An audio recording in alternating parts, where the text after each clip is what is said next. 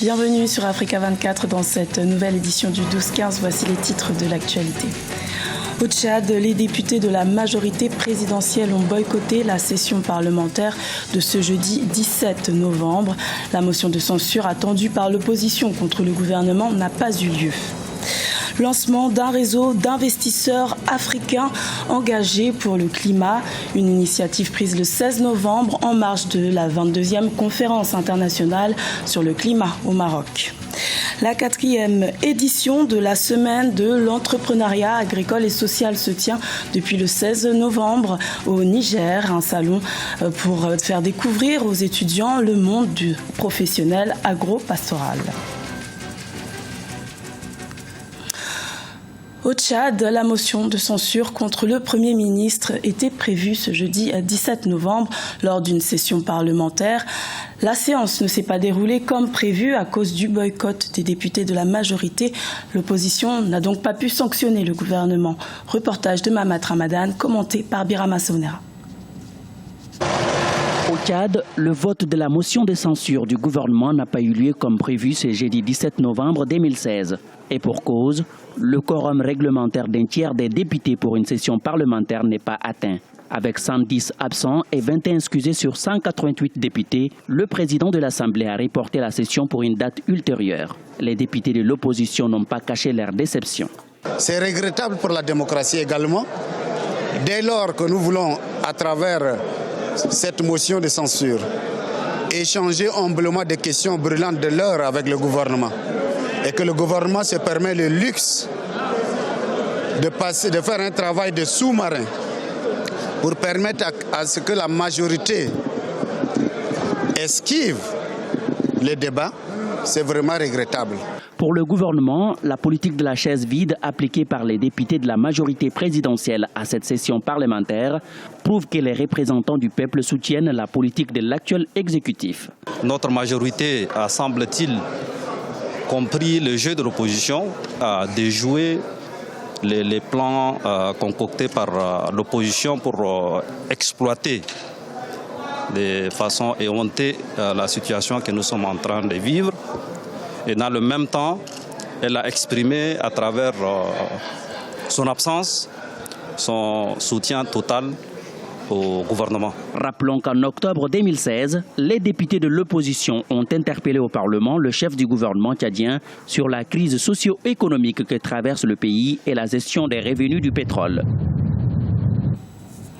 La 22e conférence internationale sur le climat qui s'est ouverte le 7 novembre se clôture ce vendredi 18 novembre à Marrakech au Maroc. Les négociateurs de près de 190 pays ont reconnu l'urgence climatique d'accélérer le calendrier pour l'application des règles liées à l'accord de Paris signé en 2015. Ces règles devraient être prêtes pour 2018 et non 2020 comme convenu à la COP 21. Le sommet africain de l'action tenu en marge de la COP 22 à Marrakech au Maroc a permis le lancement d'un réseau d'investisseurs africains engagés pour le climat. Ce réseau rassemble près d'une dizaine d'institutions financières qui gèrent ensemble plus de 100 milliards de dollars d'actifs. Mariama Dramé. Les économistes peuvent-ils sauver l'environnement ? En marge de la 22e conférence internationale sur le climat à Marrakech au Maroc, un réseau d'investisseurs africains engagés en faveur du climat a été lancé.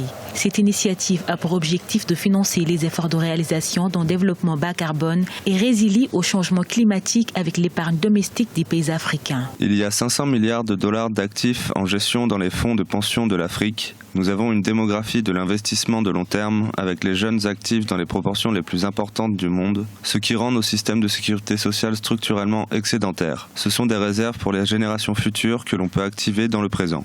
Conscient du rôle clé de la finance dans la mise en œuvre des objectifs climatiques, les caisses des dépôts africaines, le fonds de pension public nigérian, la caisse des dépôts française et l'agence française de développement et ses partenaires souhaitent relever le défi du financement climatique en Afrique. Le fait déjà d'avoir cette position d'investir ou de déposer de l'argent, on ne cherche que ça en fait.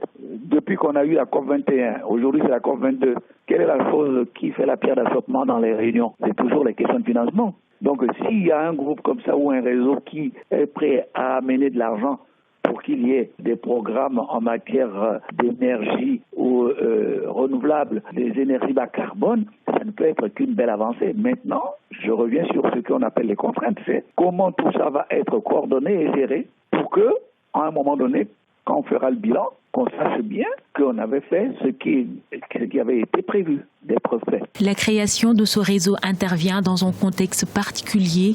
En effet, le programme des Nations Unies pour l'environnement annonce la hausse du coût global de l'adaptation, principal défi du continent que compte relever ce nouveau réseau d'investisseurs. Lors du sommet africain de l'action tenu à Marrakech le 16 novembre, en marge de la COP22, le président du Niger, Mahamadou Issoufou, a été désigné comme le coordonnateur des initiatives de l'énergie, de l'environnement, de l'agriculture et du secteur de la récupération pour la région du Sahel. Mahamadou Issoufou a désormais la mission de faire avancer l'agenda climatique de la sous-région. La capitale du Niger, Niamey, accueille depuis le 16 novembre la 4e édition de la Semaine de l'entrepreneuriat agricole et social. Ce salon, destiné aux étudiants, leur permettra de découvrir la profession de producteur agricole ou encore la vente de produits locaux et innovants. Reportage de Sadou Alizé Mokhtar, commenté par Birama Saonera. Au Niger, la CEMEA, la semaine dédiée à l'entrepreneuriat agricole et social, a ouvert ses portes ce mercredi 16 novembre 2016. La CEMEA 2016 vise à valoriser l'entrepreneuriat agricole et l'agro-industrie. Elle est le lieu des discussions sur les différentes contraintes du secteur afin de trouver des solutions pour améliorer le climat des affaires pour les entrepreneurs agricoles nigériens. Cette semaine, nous avons voulu la mettre au cœur des jeunes. Et le thème s'appelle « La jeunesse au cœur de l'entrepreneuriat agricole et social ». Nous voulons montrer que la jeunesse, qui est la relève du Niger, doit être appuyée, doit être accompagnée pour qu'elle puisse s'établir dans l'entrepreneuriat agricole et social, pour qu'elle puisse créer de la valeur ajoutée, pour qu'elle puisse s'intégrer de manière socio-professionnelle, pour qu'elle puisse créer de l'économie au niveau national, au niveau régional, au niveau local. Le secteur agro-silvo-pastoral représente plus de 40% du PIB au Niger. Il fournit 15 à 20% des exportations et emploie plus de 80% de la population, mais demeure tributaire des aléas climatiques et des chocs récurrents. La CEMEA se présente ainsi comme une initiative innovante et noble. Elle offre une occasion aux producteurs agricoles de faire connaître au public les produits de leur créativité. Elle investit dans le domaine de l'assistance en information agrométéorologie pour les producteurs ruraux, en mettant à leur disposition des matériels d'innovation. Par exemple, vous avez là la station automatique, vous avez le kit d'irrigation, système goutte à goutte, vous avez des semences améliorées, des semences hybrides, voilà, pour tous saisons.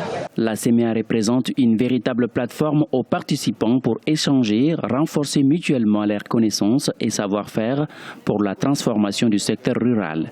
La démarche de AgroProficus Niger d'organiser la semaine de l'entrepreneuriat agricole et social comme foire d'innovation sociale au Niger est, selon les observateurs, un vecteur de synergie entre acteurs du développement. Ce journal a été réalisé par l'ensemble de la rédaction. Merci de votre fidélité. Retrouvez dans quelques instants une nouvelle édition de l'information sur Africa 24.